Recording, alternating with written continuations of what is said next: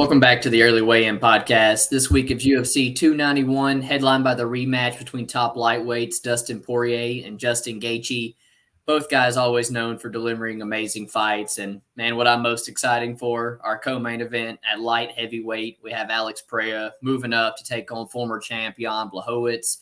And, man, featured bout of the evening, Wonder Boy versus Michel Pereira, fireworks written all over it. Nice striking battle there. It's a total of 12 fights going down in Salt Lake City, Utah this weekend. So it makes things a little bit more interesting due to the elevation the fighters are going to have to fight at here. So as always, we talk our favorite fights, our favorite bets. Do us a quick favor, like the video, sub to the channel if you guys haven't before. As far as last week goes, UFC London, bit of a doozy, if I'm being honest with you. There really wasn't a ton of finishes until the very end. Aspinall did get the quick finish that he was looking for. Bounced back nice from his injury, man. Got to brag on myself just a little bit. It was my second biggest night betting, tracking since I've started. Go ahead and let you recap how we finished up, man. Yeah, man, since we've switched to the remote podcast, we've kind of gotten away from the casual cap, but this is certainly a week where I feel like I'm wearing the casual cap right now. We'll look at your card first. Practically a sweep. You did throw a hedge out there, which was the only loss on the card. But we'll go through from top to bottom with starting with Stolyarenko, plus 250, only a half unit, but definitely a solid read right there. Yoel Alvarez over Mark DeCasey. Didn't get it done as quickly as I thought that he would, but definitely the right side there. Mark DeCasey kept on putting himself in those dangerous positions, and looked like it would have ended up that way eventually. Michael Parkin, you had two bets on him against Jamal Pogues. Jamal Pogues, just an overblown, light heavyweight who's maxing out at the limit now at heavyweight. I think that was a really good read. I ended up tailing you on that pick. And then Makhmud Muradov over Brian Barberena. He looked good. I thought that he was going to actually get it done. There were a couple of moments where I thought that he was going to finish the fight. It just didn't end up happening. Ketlin Vieira over Pani. That one was probably the best bet on the card. I don't know. That was at least the first two rounds. Right. The first two rounds, it looked like the easiest bet. And then, I guess you get a little bit of women's MMA as it extends for sure. And then Bruna Brazil over Shauna Bannon. It's a close fight. Fight. I don't think that you'd remake that bet, but you did get the the win right there. Stolyarenko, McCann under 2.5 rounds. I like that bet for sure. I can't believe how Stolyarenko won it again. That's pretty nuts. 11% odds, man, on 75% win condition. Pretty nuts. Yeah, that was pretty wild. You had Stolyarenko to win by sub in round one, plus 800 as well to win a couple units. And then the under 1 or 2.5 rounds in the Roberts versus Johnny Parsons fight. I actually didn't get to watch that fight, but hit pretty easy. Slobber knocker, honestly. The boys were slinging. Oh, okay. Good fight.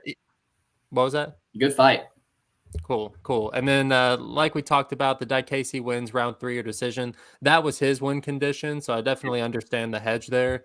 You ended up plus 10.38 units with an 86% return on investment. Definitely a night to brag about. Looking over at my card, man, it was tough. Like I said on the tweet that I gave out, I think there was quite a bit of variance and then a couple of bad reads on my part. We'll start off with my bad read of the night, which was Josh Kulabau over Lerone Murphy. Just the physicality was too much. Ultimately, I think that was the biggest thing that was holding Josh Kulabau back. And even though it was plus money, I don't think that was the side, even with it being plus money. My next bet on Davey Grant, that was a little tough pill to swallow right there. I thought if anything, he'd get the home cooking, but not even about the home cooking. I thought he won that fight. I thought that he pretty easily took that fight on, or at least should have. And so that's a little bit of a tough pill to swallow. Quite a big swing right there. Michael Parkin, like I said, tailed you on that one. Was happy to get in on a 6-0 heavyweight against somebody like Jamal Pogues. I think that a plus money spot there is always the spot. Shauna Bannon. Pogues came out crying in his his walkout, and I knew cash the bet before the fight even started. Shauna Bannon versus Bruna Brazil. I was really hoping for some home cooking there because that's what it would have taken to actually win that fight. She made it close, but I don't think that she deserved to win. So I can definitely eat that one. The Danny Barres fight, this one was actually what kicked off the night. And I was like, okay, this is the type of night I'm about to get here. He looked minus 1,000 for the first 2.5 minutes. He dropped him twice to the body and just, I don't know, was scared to go into the guard of Fielho. I would have much rather have seen him to follow him to the ground than give him the opportunity to stand back up. But it is what it is. Aspinall sub round 1. I don't think that the stoppage was early. I kind of thought that he was going to let him beat him out a little bit, but Tibera covered up and Aspinall got it done like he was supposed to. The sub was a long shot, but I did think that Tibera would look to scramble a little bit more than just laying on his back and accepting that beating that he took. Mark DeCasey versus Yoel Alvarez, under 1.5. It was an excellent line. Like, I think the majority of them were minus money. And it ended up not hitting by a couple of minutes. I thought that Joel's win conditions were before that 1.5 round mark, but he ended up being able to sub it or still keep that like submission danger all the way into the second round. Muradov inside the distance. I don't know, man. It was a setup fight like I thought it was, and Muradov was piecing him up. He was landing all the shots he could. It's just Barberina's toughness. It's like Darren Elkins, man. It's hard to bet against it. And I probably shouldn't have. I had Stoliarenko plus 3.5 points. I loved that bet because Stoliarenko had, value, as you talked about us hitting it just straight. But I did think that she was going to win that first round. And if she didn't get that submission, I thought that it was an easy, well, she's going to win that first round and all judges scorecards. So even if she didn't win, I loved that bet. Thankfully, she just cashed it without a sweat. It was minus 110, so I was happy with that. And then my last bet of the night, Chris Duncan versus Yanel Ashmos. I had Ashmos plus 3.5, and we talked a little bit about this before the pod started. It's just it's tough because, yes, Chris Duncan looked great, but I think that there's a lot of people that could look great against a one-handed fighter. So the fact that he didn't get the finish was a little concerning, and Ashmos with one arm started to land on him in the third round. I just feel like it could have been a lot different. Even if he wasn't going to win the fight, I think Ashmos could have stole a round if we actually got to see that fight play out like I was hoping. Either way, tough night. It was minus 6.99 units, minus 62% return on investment. It's not the worst night I've ever had, but it was definitely a bad night. Hoping to get back on the right track this week. Yeah. We move on to the main event where the BMF title is on the line. In the lightweight division, it's Dustin Poirier versus Justin Gaethje 2. Both of these guys, they've had a very similar run since after their first match. They've both gone 6-2. They both got the title shot, and then they both lost to the same two guys in Khabib and Charles Oliveira. I think that this is a really tough fight to break down stylistically. And at the end of the day, I just keep coming back to who wants it more at this point in their career.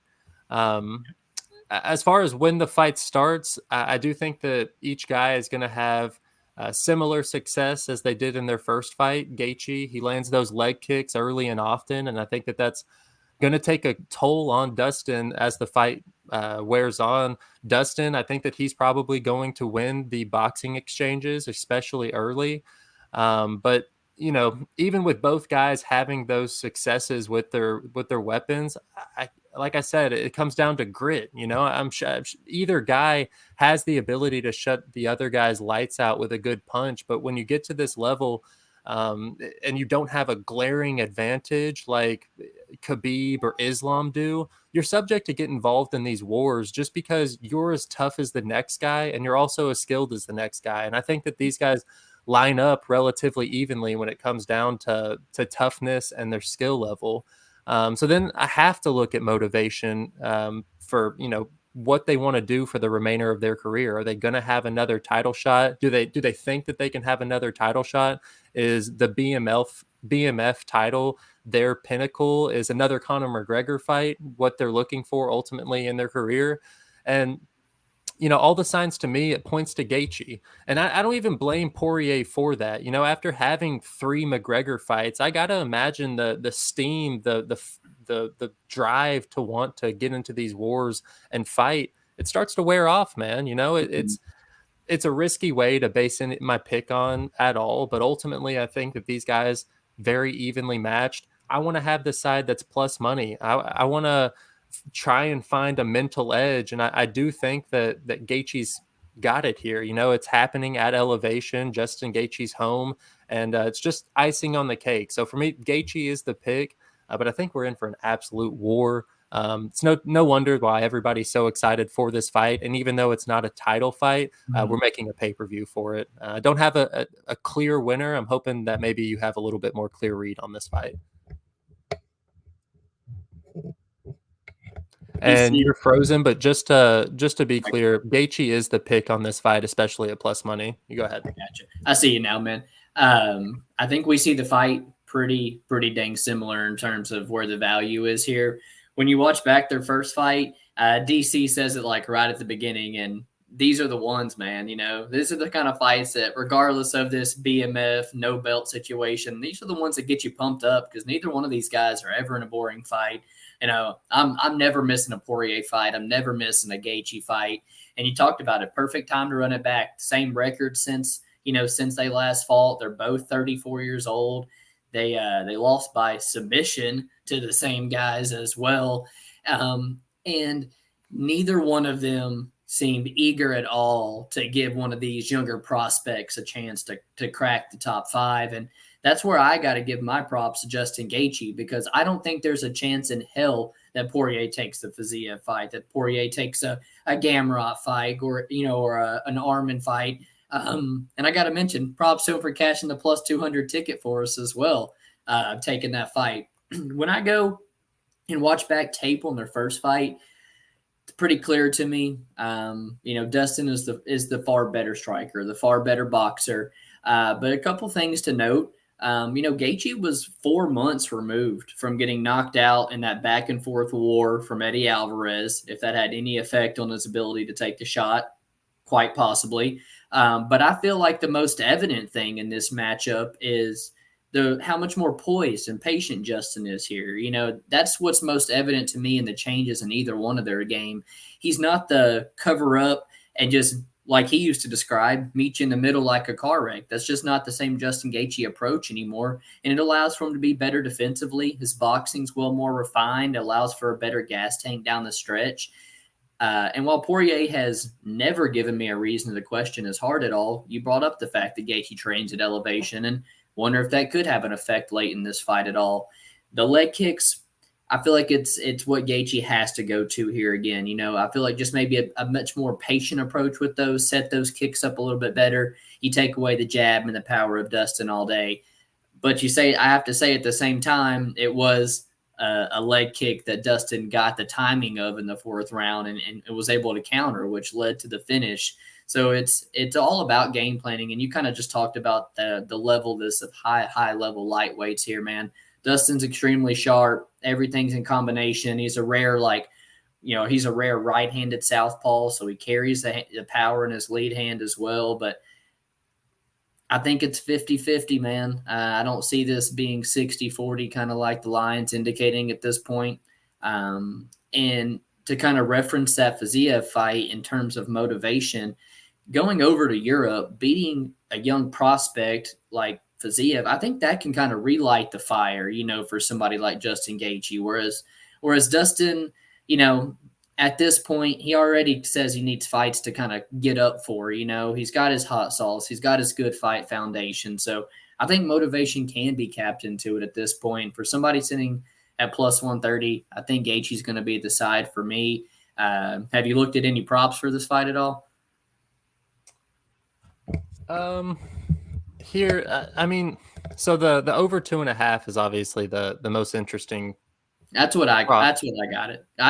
I got it at like minus 120. I think it should be like a minus 160 personally. We see rematches even go the full distance all the time,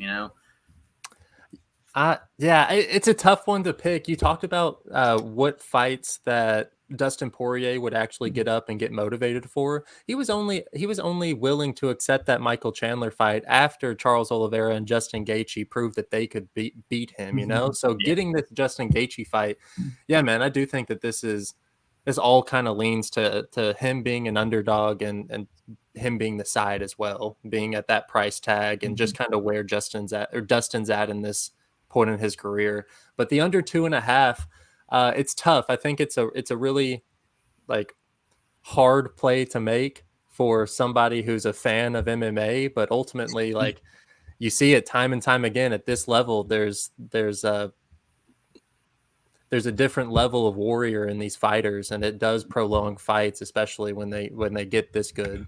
So Yeah. I'm on the over with you, although I don't know if I'm going to be able to uh, find a play on it. I think it's kind of sticking around there. So if I hear some more people that are on that side, I could, towards the end of the week, be on the same side with you. Nice.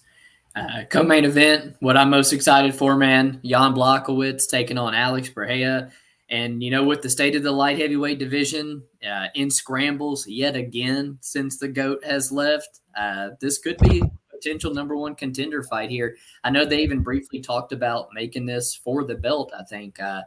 Blachowicz, he's coming in here with so much more MMA experience. But, man, he is at the age of 42, and Blachowicz is somebody that I've kind of always criticized to an extent. I think he's kind of overachieved a bit. I thought his run to the belt kind of included a lot of middleweights, Rockhold, Souza. He fought Izzy. You got to throw in the loss to Thiago Santos. And, his fight against Glover Teixeira, I thought he looked career worst. I thought he was losing to Rakic prior to that injury. And that led me to fade the guy pretty hard against Magomed Ankalaev. And I thought he almost looked career best, outside of him struggling with the wrestling late in that fight. He impressed me very much how he was able to match Ankalaev in the stand-up. And that was an area that I thought Ankalaev had his number all day. But I think I'll even be more shocked if he were to have success here on the feet, I feel like he kind of has to come out here with the same approach to Izzy. I think he has to put the wrestling singlet on. And for good reason, with Pereira showing suspect defense in the past. But he goes out there and initiates the Blachowicz, and he might just get absolutely slept, by the left hook like Thiago Santos. You look at the shot that starts the Glover finish, it's a left hook. And any type of success Izzy was really having on the feet, it was with the left hook, man. And that's something that Alex just has made his career off of. And then you kind of address the calf kick, which is a big weapon of Blachowicz. And I think Alex has the better calf kick. I think he does a great job of checking them, and he almost throws it even more like both of them, they don't sell it whatsoever. It's just thrown out like very nonchalantly, just very accurate. I just think Pereira has the better one, man. And I also look at the weight classes that Alex fought in leading up to the UFC, and a lot of them were light heavyweight kickboxing fights. Leads me to think that this drop to middleweight in the UFC was solely to chase Izzy, and I feel like he's 100% healthier as a fighter at 205. But then I got to bring up the fact that he's coming out 3 months removed from a massive KO, and so I'm just torn, man, on the sides here, and especially as it continues to be a pick'em, because I think the winner is going to look minus 500. I think Alex is going to come out here and sleep him, put him away on the feet, or Jan just makes it look extremely easy with the wrestling. And so when I see a volatile matchup like that, I'm much more inclined to hit the under 2.5, which is what I did. But I think I'm going to side with Pereira. Like to hear your thoughts, maybe something similar. Yeah, so I'm with you. It's really hard not to try and simplify the outcome into this fight solely based on whether or not Jan can score some takedowns early. But that's definitely the first question when breaking this fight down. And I lean towards no, man. I think truthfully, the only time that we've seen Jan have any success with his wrestling in recent fights, at least, is that bout with Izzy. Outside of that fight, he hasn't landed a takedown in 5 years. This being only a 3-round fight makes me think that he even has less time to get comfortable with the timing of the takedowns than he did in the Izzy 5-rounder that he was in. And, the more, like you said, the more time that I think about time spent on the feet with Pereira, the more I can picture Jan trying to close the distance and getting clipped with those counters. Pereira having Glover as a main training partner is such an odd thing to cap into this matchup, because I mean, essentially, Glover is probably the best possible person to improve your wrestling and grappling against in the training room that you could Yeah. ask for. But is it even realistic to think that training with Glover is going to have a profound impact on a 36-year-old kickboxer? I'm not entirely sure. So I don't know if that's going to translate to the upper echelon of fighters who have been doing this their entire life, and have the capabilities of just getting the fight to the mat. Now, here's the biggest thing about Jan's game that I think isn't getting talked about enough. Now, when Jan is able to get the fight to the mat, very rarely is it him initiating a double leg. It's more of like him getting out of scrambles and then tying up into it. Uh, we saw that specifically in the Nikita Krylov fight where he got taken down, and then while he was getting back to his feet is how he initiated the takedown on Krylov. And it's his ability to recognize that perfect technique is not needed to finish fights when you're a light heavyweight, man. You look at the two submissions he has in the UFC, Devin Clark and Nikita Krylov. The Clark one, it's a rear naked choke on the fence with no leverage and him just using arm strength. And then the Krylov, it's listed as a arm triangle, but it's practically a rear naked choke with an arm trapped inside. He's hanging off the side of Krylov and just bears down as hard as he can with a rear naked choke lock, and is able to force the tap. And it's that sneaky aspect of his grappling game that I think could be really effective against somebody like Alex, who might not have that wherewithal to remain calm in a compromising position with Jan. I definitely could see somebody with the lack of grappling experience freaking out. Ultimately, I think it's going to be a good fight. I don't think that Jan is going to find that timing with just 3 rounds. If he's able to survive those first two, I think that he could get the ground game going in the third. But I think early on, Alex has worked hard enough to where he's going to be able to keep it on the feet. And Jan's just getting slower and older and not reacting the best to hard shots. And while he did look great against Magomed Ankalaev, unless he lands the front kick, he's not really a power puncher. I think that Pereira holds quite a bit more power than Ankalaev, and offers a little bit more danger than a lot of the fighters that Jan has faced recently. So I'm also leaning towards the Alex Pereira side. Nice. For the featured bout of the pay-per-view, we go to the welterweight division where we see Stephen Wonderboy Thompson taking on Michel Pereira. I mean, for a while now, I've always been into backing Wonderboy against strikers, right? Yep. He's proven time and time again that his stand-up is elite of the elite. But like most things, it must come to an end eventually, man. Since his fight with Kevin Holland last year, Stephen Thompson has surpassed that 40-year mark in his life. And even if it's not warranted, it is a huge red flag to anybody who's been watching MMA for a while. That's just a milestone that we don't see very many fighters reach in their career. And when they do, there's some obvious downhill effects to passing that age. Now he's matched up against Michel Pereira, who, if he isn't the most, then he's one of the most explosive strikers in the UFC. And he's over a full decade younger than Wonderboy here. Now, if you're not privy to the stats about fighters with a 10-year age gap, I'm pretty sure in 2023 they're 21-1 now, something like stupid. that. Yeah, and that's a really tough trend to want to bet against, man.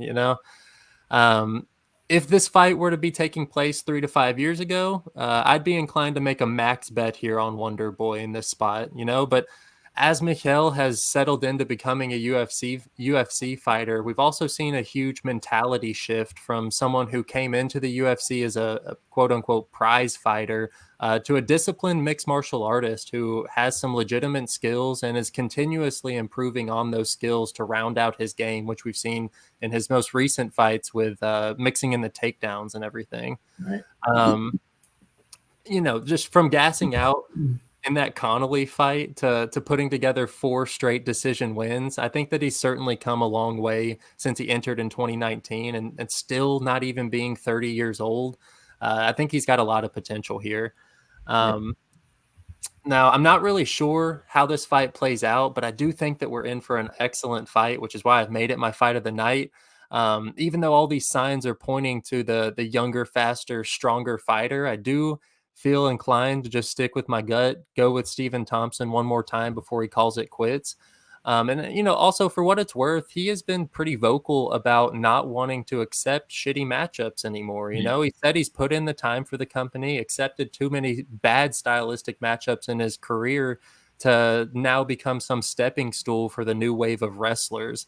I think that he personally sees a winnable fight here against Pereira, which is why I'm choosing to roll with him one last time here.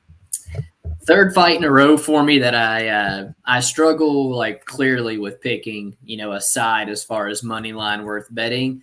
Part of me just screams bet Wonder Boy here because I think it largely plays out on the feet. And I'd almost take him 60% there against anybody. I just feel like Pereira could get stuck playing the kicking game with the best karate guy in the UFC, get stuck at range, not letting his strikes go because he can't get his timing, and just kind of get behind on volume. I feel like Wonder Boy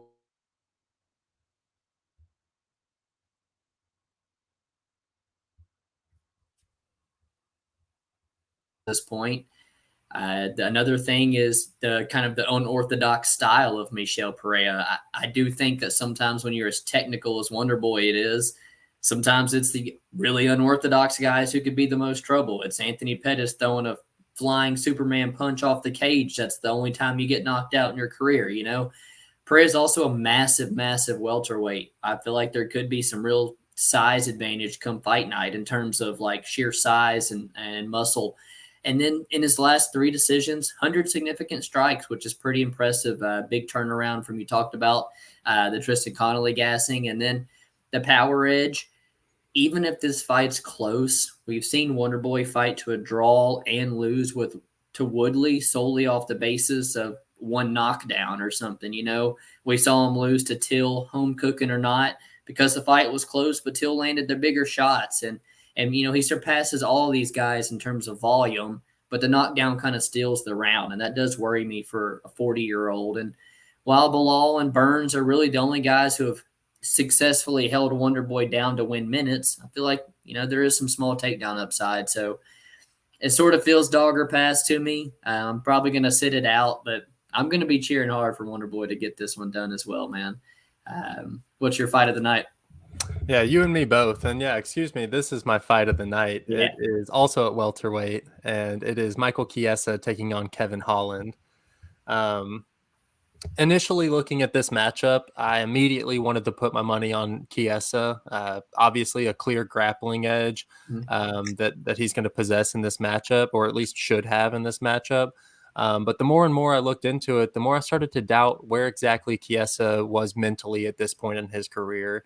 He ended up losing 2 straight fights to Luque and Sean Brady, which subsequently jump-started his passion for commentating. And from a fan's point of view, at least, it looked to me like Chiesa was focusing the majority of his energy pursuing that commentary career than he was a fight career. Mm-hmm. Now he's looking to make a comeback to the octagon after, those couple cushy years at the commentary desk to test his skills against big mouth Kevin Holland. And I think from a stylistic point of view, this is an excellent opponent to come back to. Kevin's had issues in the past with just about every wrestler that he's faced. And he seemed like, to me, Kevin seems like the type of guy who isn't taking the fight game serious enough to patch those holes as he's continuing in his career. Now, there are some obvious red flags when, it comes to the game of Kevin Holland. I think that he's a different animal at 170 pounds, though. His work rate has jumped up significantly. You can actually see that size advantage that he holds at welterweight. And I think that here he's going to have more dangerous weapons off his back than we've seen whenever he is getting held down at 185 pounds. Just strictly because of that length. And I think that that's going to force Michael or Chiesa to work rather than just lay on top of him. Now, there's one fight that sticks out into my head, and I can remember betting Neil Magny at this same price tag. It's like minus 145, as I'm pretty sure I laid 2 units on him against Michael Chiesa, and it was a day fight. Like, it was a day fight card. Abu Dhabi or something. Yeah, and I remember being at work, And just, man, there's nothing like losing a fight to a wrestler where he's just keeps on taking him down and he doesn't move and your guy won't get off of his back. And that could easily be what happens here, man. I hate that. I hate that. But I do think that Kevin Holland is quite a bit more dangerous than Neil Magny has ever been, and that's kind of what I'm leaning on in this fight. Mm-hmm. I think that there's a world where Chiesa comes out here and gets a quick sub on Kevin Holland, who's shown those grappling deficiencies against people like Hamzat. But I also think that there's a fight where Kevin is able to extend it past that first grappling exchange, and it's going to break the will of Chiesa, who I suspect has lost a little bit of that dog in him. And a dog that, in my opinion, was already a little suspect before he started his commentary job. So now you've got him at 35 years old thinking that he's got a good stylistic matchup. And I think that he's got a little bit of that, Dom Cruz mentality where it looks really easy from that commentary booth. But when you get back in there against the guys who, like Kevin Holland, who's only 30 years old, man, he's got a lot of dangerous aspects to his game, and he might be in for a rude awakening. So I lean towards Kevin Holland, but I think that this fight is going to be a banger. So that's why it's my fight of the night. That's a nice one. I don't want to touch too much on the fight because I am going to pop back over here in another section in just a couple minutes. But you talked about, just the mental confidence, commentary booth, and just the overall possibility of quit in Michael Chiesa. And then, with Kevin Holland, man, you look and watching the embeddeds, something's wrapped all around the ankle at one point. He even at one point says, "Oh, that's just a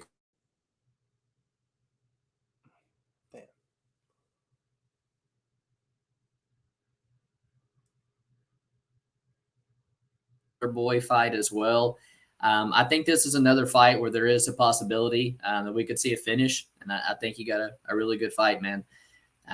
Far as my fight to pick for fight of the night, I went to the heavyweight division where we see the Black Beast, Derrick Lewis, taking on Marcos Rogerio de Lima. And, Derrick Lewis is no one who needs an introduction at this point. Most UFC KOs always takes advantage of the microphone. But the Derrick Lewis that we all knew and loved is long gone, in my opinion. Lost 4 of his last 5, all by finish.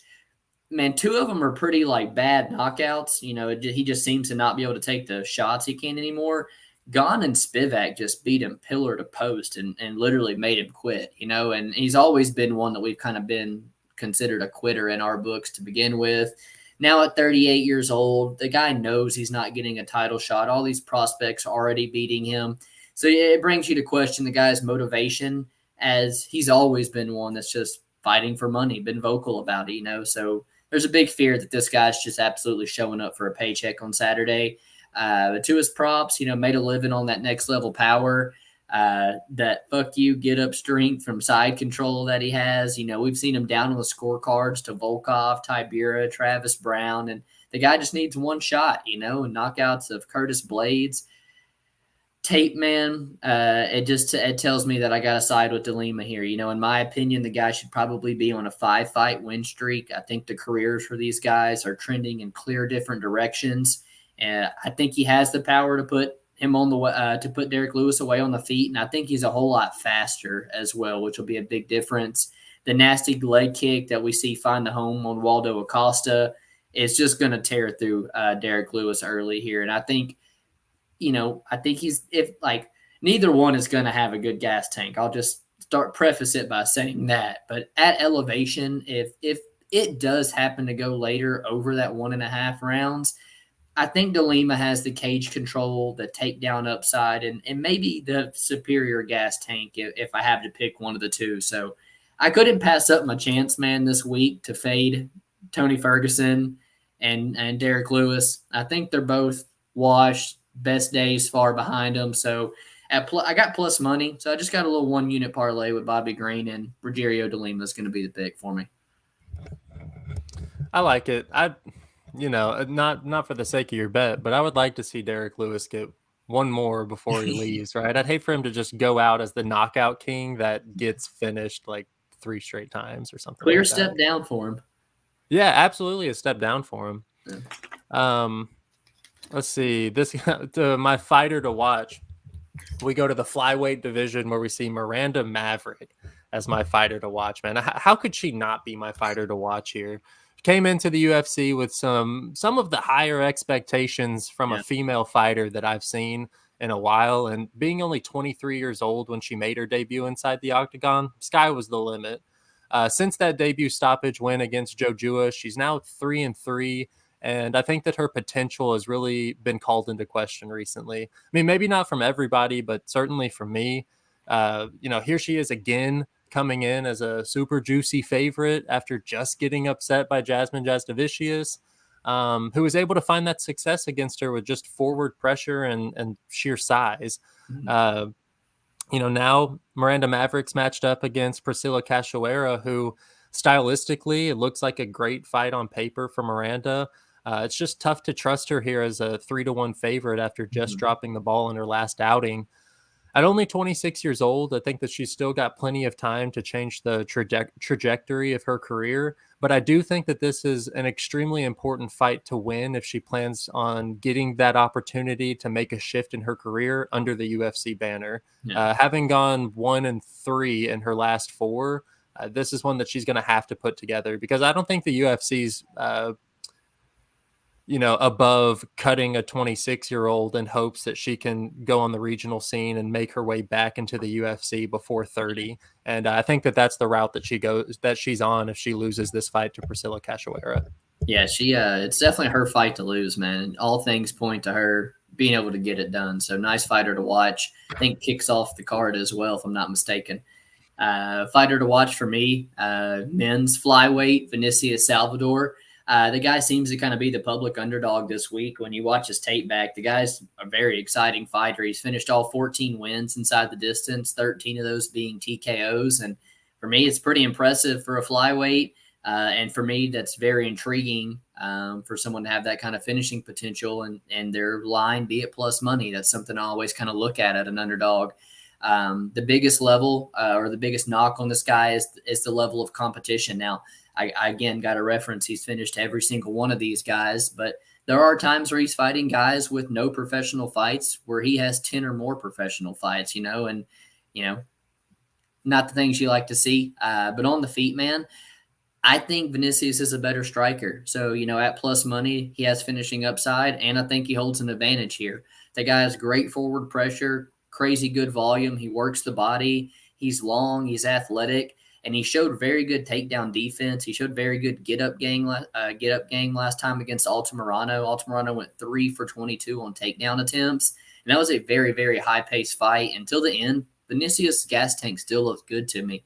In terms of Vergara, again, I think he's outclassed on the feet. I think he needs to wrestle here to have success against Vinicius. And here's the thing. The guy's not attempted a single takedown in his 4 UFC fights or his Dana White's Contender Series fight. It's never been in the game plan for him in a fight before. And so if he does come out here and use it, cool. It's just something he's never shown me that he's used before. I've also seen this guy hurt on the feet by Clitson Rodriguez. And Daniel Lacerda, both guys who just don't have the gas tank to keep the pressure on like I think Vinicius does. And although it's Tatsuro Taira, I've seen someone who's able to go out there and land takedowns on CJ as well. So ultimately, looking at the fight, to me, it feels 50-50 at worst. I hate joining the public underdog, but I do understand why people jumped on it. And I do agree as there being some value here. So Vinicius Salvador, my fighter to watch this week, man, as he tries to get his first UFC win. I like it. That's a fight that I haven't looked too much into, but maybe I'll end up on the same side as the week comes closer. For my underdog pick, it would have probably been Justin Gaethje, but we've talked about him just enough. Mm-hmm. So for me, I know that this is against your pick, but at Mm-hmm. current odds, I think Euroshmedik is a good underdog right Okay. now. I think Yeah. that Matthew Semmelsberger, a lot like Jake Matthews, is kind of this grappler turned striker, and he's really fallen in love with it. And I think that could really get him in trouble in a matchup like this. I think if he does go to the ground early, that he could really outmuscle Eurosmedic at being just a bigger fighter. But if this becomes a striking match for the first round and a half, I think Euros is live, just like he was in all of his fights leading up into the UFC. He is a problem for those first 2 rounds. And if you can't get him to the ground and neutralize those attacks, I think he's the much cleaner striker in this matchup. And if he's getting ballooned to this plus 180 line, I think that, yeah, he's got more than enough value on him as a dog in this spot. Don't know if I'm going to be able to actually get to him or anything. I just think that he's at least dangerous enough to finish this fight. And I like that in my dog, you know? Absolutely, man. I talk about that fight in a second here. In terms of my underdog, I'm going to go to the Michael Chiesa side. It's kind of why I just didn't touch base on it a bunch earlier, but I got a 1-unit shot on him here. And in terms of, it was just kind of like an auto bet for me at this point. I do understand the concerns, the 2-year layoff, the comfy spot behind the commentary booth. He's 35 years old, and he's got the disadvantages in just about every physical attribute here. Styles make fights, man. And when that guy that I think has the superior wrestling, and I've seen wrestling cause Kevin Holland issues at plus money, that's tempting to me, man. I can also guarantee Chiesa to go out here and wrestle. The guy's landed a takedown in 16 of his 17 UFC fights. He has great jiu-jitsu, man. And I think he has higher submission upside than guys like Brunson, guys like Vettori, guys like Darren Stewart. I think he's far more first on the ground than those guys are in terms of being able to finish a fight. But if need be, he's not afraid to just ride out control like the Neil Magny fight and just make it boring. I reference that fight in my breakdown a lot. It's a fight where he racks up over 15 minutes of control time, and I do think that's a path to victory for him here too. Holland, to me, seems very inside the distance or bust. As Chiesa has mental lapses, I think Kevin checks out of fights just as much to an extent. You see him quit on the stool against Wonderboy with a broken hand. You see Ashmos fight a full 15 minutes with a broken hand. You see Josh Emmett fight 15 minutes with tearing everything in his knee, and Kevin Holland in a close fight, is letting Wonderboy back to his feet, is quitting on the stool. I can't lay juice on that type of fighter. I also think potential of injuries and stuff, looking at the embeddeds, I think he has bad cardio as it is. And in elevation, I can see Kevin Holland having nothing left come round 3. I did bet the under 2.5 here, but it was a must play for me for Chiesa at plus 130 this week. Very nice. Very nice. We'll move on to the prop section of the podcast. I don't love the odds. I was wishing it was a little bit juicier, but it is my prop of the week. It's Stephen Thompson by decision. I think that's his win condition. I don't think that there's any world where he knocks out Michel Pereira. Michel actually has an excellent chin. He's been caught a couple of times and just kind of walks through it. He's a physical brute in that division. And I think that where he lacks the technical skills to touch up Stephen Thompson, he has all the durability. And I just think that, we're subject to see Stephen Thompson just outclass him here. And I'm much more inclined to play Stephen Thompson by decision plus 160 than I am laying juice on him here as a favorite at minus 150. So my prop of the week is Thompson by decision. I like it. I think that's his best path to victory as well. Prop for me, I'm going to go Miranda Maverick versus Priscilla Cachoeira under 2.5. Minus 115, minus 110 on some books. I think Maverick's bouncing back from career worst performance, dropping the ball as a big underdog, where she got out grappled by, just not basically being less physical. I don't know how many times we got to see size be the deciding factor in women's MMA. But I just think she's got an excellent stylistic matchup to get herself back on track, and I think she knows it. I don't think anybody would argue with me that Miranda Maverick is just the way better fighter here. I think more technical in the stand-up, training at elevation. I think despite it being short notice, she's going to have the superior gas tank, and I think she's got a massive grappling edge in this fight. I think she's got big submission upside, and that's how I think she does finish this fight.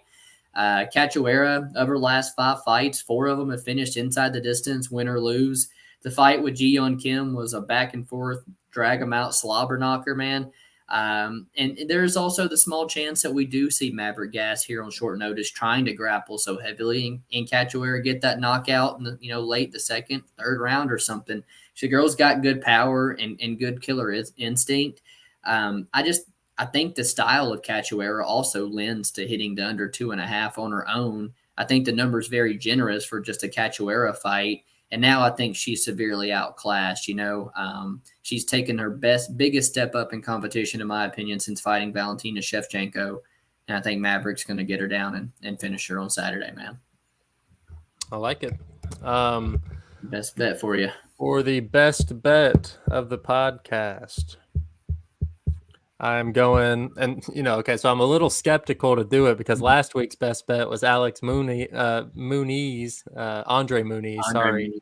And it was all subject on like depending on how they looked during face-offs. And Paul Craig came in there, looked awesome, dude. Yeah. So I was happy at least avoided losing even more units by laying off of Andre Muniz this past week. This one, I also think that there's going to be quite a bit of line movement come face-offs. I am curious how big Alex Pereira looks up against Jan Blachowicz. I think that if he looks just as big or bigger, that the line's going to shift and we're going to see minus 120s on Alex. So right now, him at minus 104 dog price, technically, I think that he's my best bet here. I think that if he sizes up well with Jan, I don't think that Jan has the just pure wrestling to get this fight to the ground without timing up some of the shots of Alex Pereira when he's overextending. And, Alex doesn't overextend too bad whenever he is fighting. I think, where Alex is going to have problems getting taken down is when he tags Jan and he's looking for a finish. I think that he can get a little overzealous in his finishing and he forgets about having to defend takedowns as well. And we could see Jan with his back against the cage just shoot enough to get it out into the open octagon and ride that out for however long he needs to recover. So that's my biggest concern. But I think Alex on the feet's just going to mollywop him for as long as it stays on the feet. I like it, man. I like to hear that because that's the same side I'm leaning toward. So back to the Samuelsberger fight, he is going to be my best bet.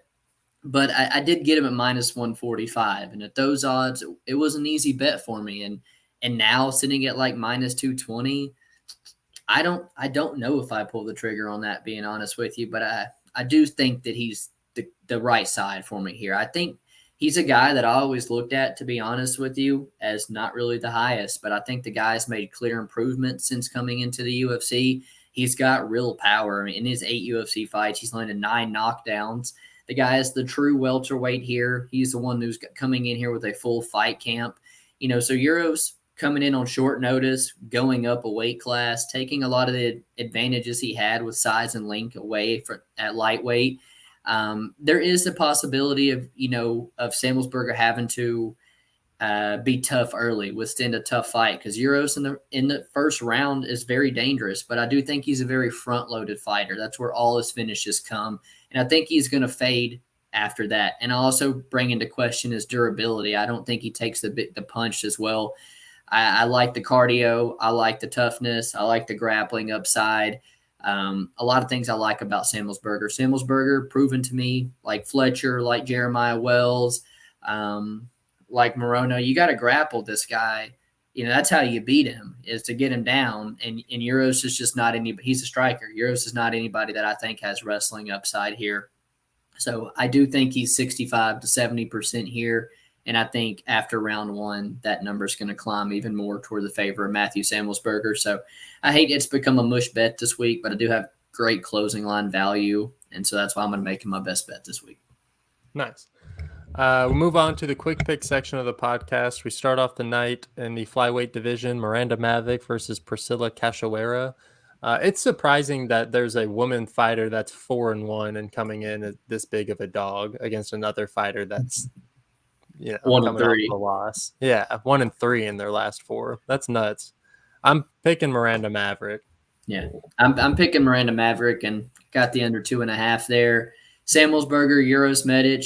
I bet the under 2.5 there earlier today as well, and got the closing line value on Samuelsberger, so he's my pick. No, I don't know. I think the line's tripping me out. I got Medic. I think it's going to be a fight. It's going to be a barn burner, I think, Gonna be a good regardless. for sure. So yeah, I'll take Medic just because of the line now.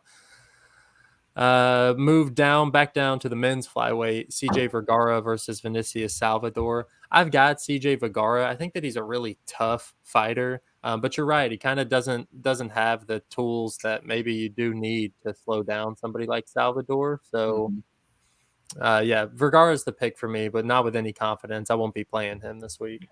I got a 1.5 unit bet on Vinicius Salvador as an underdog, so he will be the pick this week.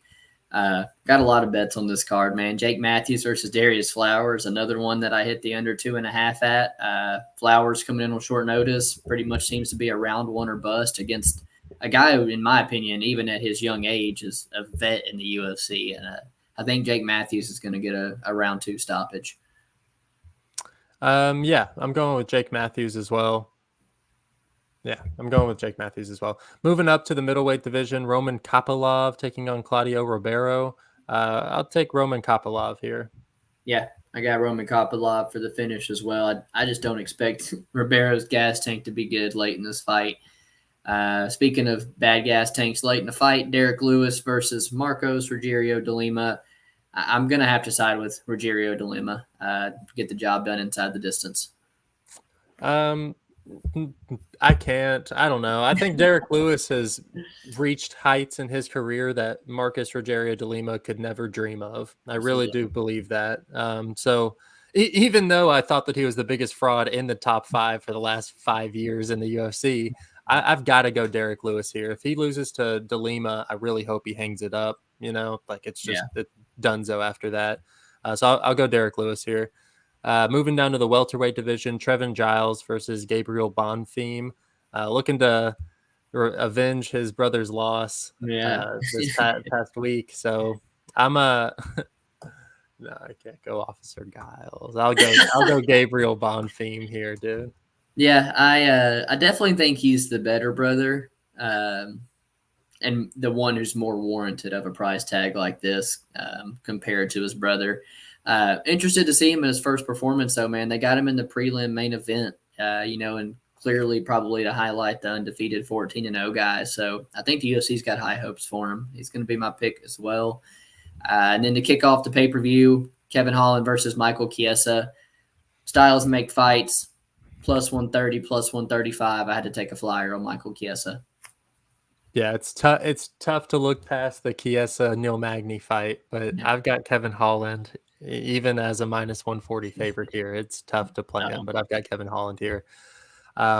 Moving down to the lightweight division, Tony Ferguson versus Bobby Green. I've got Bobby Green here. Yep, I have got Bobby Green as well. I think T Ferg is.